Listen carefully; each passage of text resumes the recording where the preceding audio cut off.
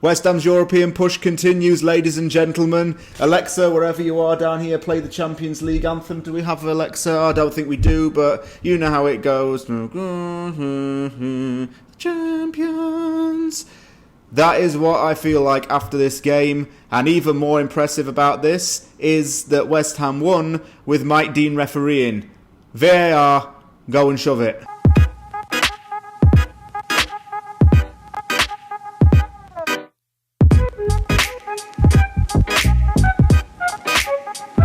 Yeah, I've just finished watching the game on Dawson. It's finished West Ham United 2, Leeds United 0 at the London Stadium on Monday night. Leeds have never won a game in London, and that continues with this defeat. It's a defeat for them, but a win for West Ham, if you get my gist. West Ham put in a very organised, disciplined and professional performance against Leeds, who are going to be feeling very frustrated that they didn't take chances, particularly in that second half. West Ham had to win this game to strengthen their grasp on the Champions League. West Ham go up to 5th in the Premier League table with 48 points, behind 6th place Everton, who are on 46 points, and above West Ham is Chelsea with 50 points. Looking at the team lineups, the first bit of news that broke was that there was a late fitness test. Both goalkeepers underwent fitness tests. Randolph failed it, but Fabianski passed, so Fabianski started in goal. The back four, Cresswell, Diop, Dawson and Sofal. Souček and Rice as per usual in the midfield, and the front four was changed up. Fornals and Benrahma on the wings. Instead of Benrahma playing as a number 10 role, he was on the wing, and Lingard came in as the number 10, and Antonio on his own up front. Decent front four, and a very highly productive front four. We needed to see Sofal deal with Rafinha, and the West Ham defence try and close down Bamford and Tyler Roberts. When I saw Mike Dean was refereeing this game, well, I was painfully reminded that Mike Dean was refereeing this game. We're not even 2 or 3 minutes into this. I've just got on my lunch, and it's not even 2 or 3 minutes into the game. There's already a little bit of controversy. Tyler Roberts handballs, yet that's not given, but Fornals' tame foul is given. And that wasn't just the end of that, because, minute and a half later or so, Leeds take the lead through Tyler Roberts, but it goes to VAR. You know, Mike Dean's favourite thing in the world. He loves it more than a zombie loves brains. And gets reviewed. Helder Costa is that much offside. But thankfully, VAR goes in West Ham's favour, and it's absolutely beautiful to see. Mike Dean hasn't caused West Ham to drop points so far in this game, though he nearly did it again a few minutes later. Ball goes out of play, Leeds score, gets VAR because there's a chance all of the ball didn't go out of play. They had to cut it like second by even millisecond. It did go out of play, it remained 0-0. And there's an argument here that I need to present because it did have a knock-on effect for West Ham. There's a plus and a minus to this, but mainly a big plus if you're a West Ham fan. Although both goals have been disallowed, West Ham needed kicking into gear. I know all the kids have gone back to school today and the teachers and everything and education. West Ham were getting taught a lesson so far in how to respond to nearly going 2-0 down. And they took that knowledge and applied it to the test that was the rest of the game. Bit of an analogy there with teachers, school, education. West Ham applied a mistake, learnt from it early on, and then applied it to the rest of the game. Shout out to all the teachers out there, by the way, who are educating kids and doing Zoom calls. You've done a really good job. West Ham did respond with a goal, and it was a penalty. Jesse Lingard was fouled in the box by Luke Ayling. Wasn't VAR this time, although if you're a Leeds fan, you could argue that it was quite tame. No VAR for once, and like I say, Mike would have gone over to his little VAR telly box and had a look at that, but it was a penalty. There was contact. Lingard went down in the box. Lingard stepped up to take the penalty instead of Declan Rice. Lingard versus Meslier. The penalty was poor and it was saved, but Lingard was there to smash in the rebound. 1-0 to West Ham. Lingard gets his 4th goal this season and his 4th goal in a West Ham shirt. West Ham had another decent opportunity to score. Ball was whipped in from the side of a free kick. It was cleared away and Leeds started to counter-attack.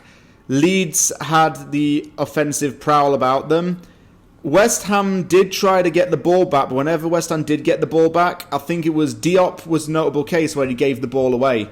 West Ham gave the ball away a few times to Leeds. Thankfully, nothing happened and Leeds did not score. But my goodness, that was stressing me out. The amount of times that possession was lost. And if you lose possession, the other team's going to try and punish you for that. 1-0, why not make it 2-0? West Ham did that 7 minutes later. Cresswell whips in the corner. Craig Dawson gets his noggin on it. It's 2-0 to West Ham. Sergio Ramos was watching that game actually in Madrid. Personally watched that and was crying tears of joy. He is now going to pass over the title to Craig Dawson. Rochdale Ramos. I like it more than Virgil van Dawson. If West Ham Clips is watching this, Rochdale Ramos is the one to call him from now on. Great header, Craig Dawson, 2-0 to West Ham.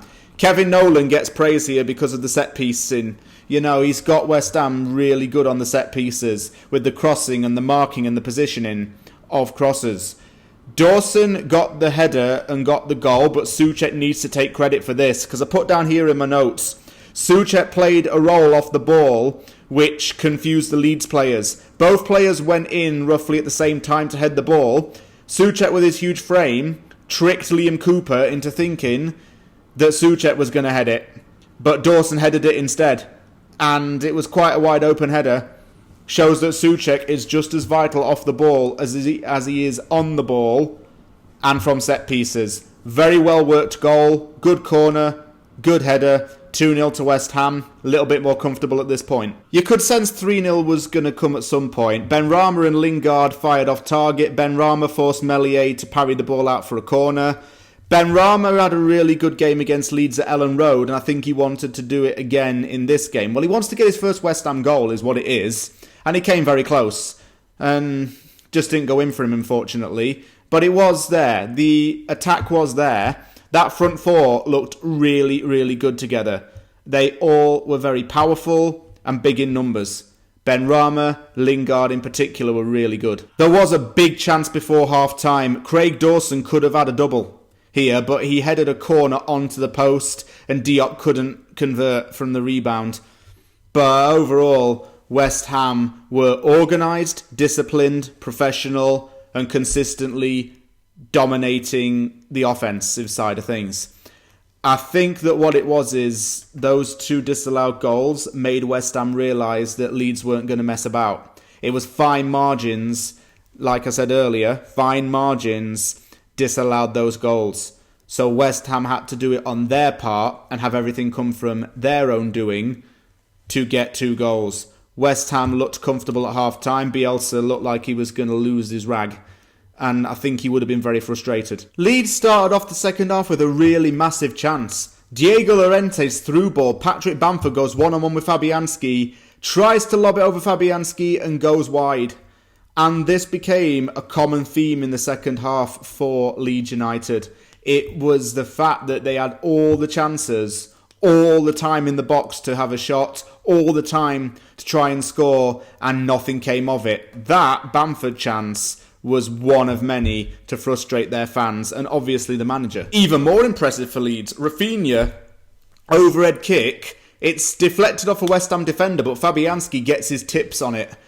That was another chance that went away for Leeds United. It got away from them. And although you could sense Leeds United wanted this and wanted to get a goal out of this to make things a bit more tense, wasn't happening for them. And West Ham have experienced this a few times. It's fair play. West Ham have experienced games where we've had loads of chances and haven't taken it. Like the Burnley game at home last season. It was similar to that, really, how Leeds were going about this. All the chances and no one putting it in the net. Benrahma dribbled and had a shot off target, but the Fornals chance made me nearly scream. I was like, oh, when he hit it. Hit the ball from, 25 odd yards out. It looked like it was going to go over, but it rattled the crossbar. Fornals with a really good chance to score. Didn't go in for him, but whoa, it rattled Leeds United into action a bit more. And it showed that West Ham weren't going to sit back. Even though Leeds had 2/3 of possession in that second half, West Ham weren't going to sit back, really, and let things just play Leeds' way. Although Leeds did have the attacking prowl, like I keep saying, attacking prowl. They had that forward-thinking play, but West Ham had to ride that wave and make sure that the ship didn't crash. West Ham did make a few subs later on in the game. Jarrod Bowen came on for Said Benrahma. Benrahma, really good game from him today, just a shame he did not score. Jesse Lingard came off and Ben Johnson came on, just to add a little bit of a defensive output in the last few moments. But Leeds United didn't score, although they did have another really big chance that could have been gifted to them. Vladimir Sofal, the ball's coming in. It's past Fabianski. Sofal touches it. It looks like it could be an own goal, but Dawson's on the line to clear it away. Rochdale Ramos, again, right place, right time. He's one of those rare players where he knows where to be in both sides of the box. He knows where to be from a team corner, and he knows where to be in an oppositional situation. Dawson was in the right place there to stop Kofal from being red-faced. Full-time whistle went. It finished West Ham 2, Leeds 0. Mike Dean didn't do anything that bad to damage West Ham's chances of winning, and he actually made the right calls with both VAR.